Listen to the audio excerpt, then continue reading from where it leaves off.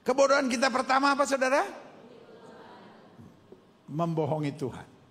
Menipu Tuhan. Yang kedua apa? Menipu orang lain. Yang ketiga, wah ini kebodohan yang paling parah. Menipu diri sendiri. Enggak, saya kuat kok. Enggak, saya bisa kok. Loh, hidup ini jujur. If you can't, ask for help. Kalau sudah nggak bisa, jangan sok kuat, jangan sok pintar, jangan sok jago. Minta tolong. Kalau orang nggak bisa tolong saudara, ada satu tangan yang kuat yang pasti bisa menolong kita. Tangan Tuhan yang luar biasa, yang saja katakan amin. Nah ini yang kita mau belajar hari ini. Klik. 1 Korintus 3 ayat 10-19 bilang, sesuai dengan kasih karunia yang dianugerahkan kepadaku, aku sebagai seorang ahli bangunan yang cakap telah meletakkan dasar dan orang lain membangun terus di atasnya.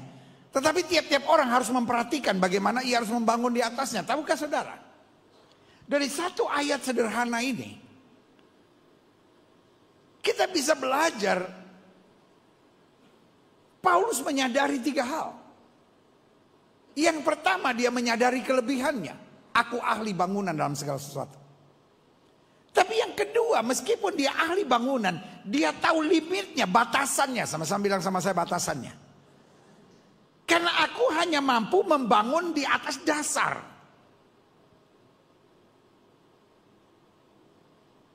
Dan yang ketiga, dia tahu kelemahannya. Tugasnya adalah membangun dasar, itulah limitnya. Dan dia nggak mampu membangun di atas dasar yang dia bangun itu. Karena ada orang lain yang Tuhan pakai untuk membangun itu. Jelas nggak sampai di sini? Yang pertama dia sadar apa saudara?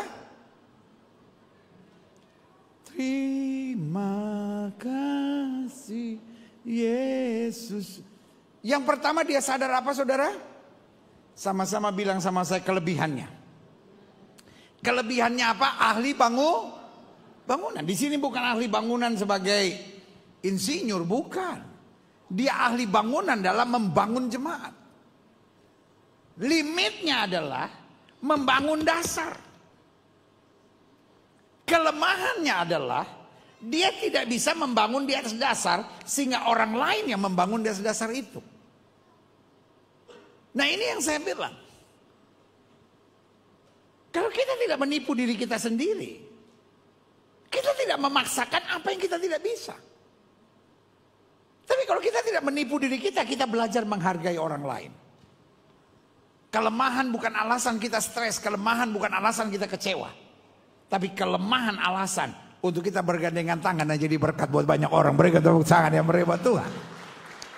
Karena itu Paulus menjelaskan, tidak ada seorang pun yang dapat meletakkan dasar lain daripada dasar yang telah diletakkan, yaitu Yesus Kristus. Artinya setiap orang punya batasannya, setiap orang punya limitnya. It's okay. Kalau saudara nggak perlu jadi everything to everyone, it's okay. Karena masing-masing ada tugas. Paulus bilang, aku menanam, Apolos yang menyiram, Tuhan yang menumbuhkan. Jadi masing-masing ada limitnya, masing-masing ada tugasnya. Ayat yang ke-12. Entahkah orang membangun di atas dasar ini, lihat beda-beda kan, dengan emas, dengan perak, batu permata, kayu, rumput kering atau jerami. Jadi masing-masing punya kualitasnya sendiri. Ayat 13. Sekali kelak pekerjaan masing-masing orang akan nampak. Karena hari Tuhan akan menyatakannya. Sebab ia akan nampak dengan api. Dan bagaimana pekerjaan masing-masing orang akan diuji oleh api itu. It's okay. Akhirnya lewati semua ujian, akan terlihat apakah kita mau berubah ataukah kita membiarkan diri kita hancur. Makanya selalu saya bilang, kelemahan bukanlah kejahatan. Yang setuju sama saya katakan kelemahan bukanlah kejahatan. Sama-sama bilang sama saya, kelemahan bukanlah kejahatan. It's okay, everyone has their own weaknesses. Setiap orang punya kekurangannya, setiap orang punya kelemahannya, it's okay. Karena yang pertama kelemahan. Kan ada banyak orang yang bilang begini, Kalau Tuhan itu baik, kenapa dia biarkan saya punya kelemahan? Ini yang saya mau bilang sama saudara. Justru karena Tuhan baik, dalam kelemahan kita kuasa Tuhan sempurna. Kalau saudara menatap saya dan berkata, pendeta kalau kelemahan dan kekurangan wajar, aduh berat sekali hidup ini. No. Kekurangan dan kelemahan yang pertama mengajar kita menghargai orang lain. Bu, ibu, kalau ibu sadar ibu tidak sempurna, ibu bisa belajar menghargai suami yang punya kekurangan. Pak,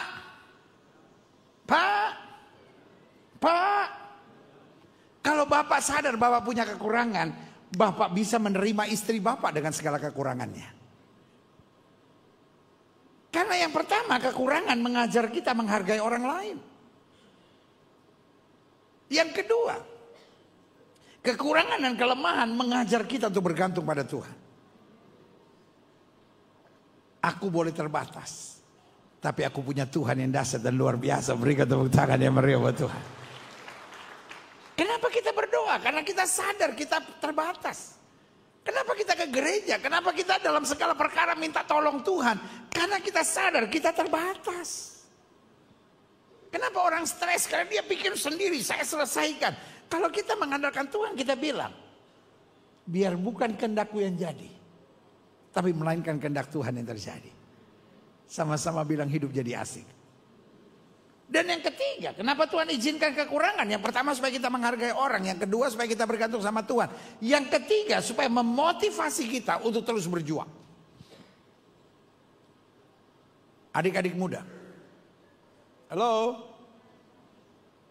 Adik-adik muda. Adik-adik muda.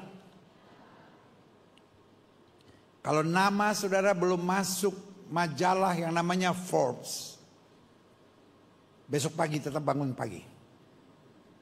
Sekolah, kerja keras. Nama belum ada di Forbes. Tahu Forbes? Yang ada daftar orang terkaya di muka bumi. Nama saudara masih ada di koran lampu merah. Ada orang bangun pagi jam 9. Kau pikir ke urutan ke 279 ke apa?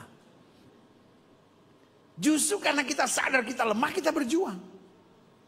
Karena kita sadar kita punya kekurangan, maka kita tetap berjuang supaya kita menyenangkan hati Tuhan. Berikan tepuk tangan yang meriah buat Tuhan. Buat saya orang yang paling menyebalkan adalah orang yang selalu bilang, saya memang orangnya begini, saya punya kekurangan, ya terima saya atau ya take it or leave it. Itu saya bilang orang yang paling menyebalkan. Kalau orang selalu bilang, aku memang orangnya begini, ya memang mau diapain? Berarti dia udah pakai bahasa Alkitab. Ehye, asyir ehye. Ego emi, aku adalah aku, I am that I am. Jadi kalau suami saudara, istri saudara, anak saudara, mertua saudara, ipar saudara, menantu saudara bilang, saya memang orangnya begini, mau diapain? Berarti kita harus sembah dia. Dia sudah menjadi Tuhan. Karena orang kalau sadar kekurangannya harus berjuang. Kita nggak mau jadi orang kepala batu. Kalau orang udah bilang saya mau orangnya begini mau diapain? Sembah dia. Aku menyembah engkau dalam roh dan kebenaran. Karena pada dasarnya kekurangan mengajar kepada kita. Saya nggak boleh santai. Roh Kudus akan membimbing saya. Supaya makin hari saya makin kuat, makin hari saya makin maju, makin hari saya makin berkenan kepada Tuhan. Katakan amin. Selanjutnya, jika pekerjaannya terbakar, artinya memang nggak mau berubah, ia akan menderita kerugian, tapi ia sendiri akan diselamatkan, tapi seperti dari dalam api. Artinya lewati kerugian yang sangat besar. Ayat yang ke-16, tidak tahukah kamu bahwa kamu adalah bait Allah dan bahwa roh Allah diam di dalam kamu? Artinya, you are not designed to be cheater. Engkau diciptakan untuk menyatakan kemuliaan Tuhan. Yang setuju sama saya, taruh tangan kanan saudara di dada, sama-sama bilang, saya diciptakan untuk menyatakan kemuliaan Tuhan.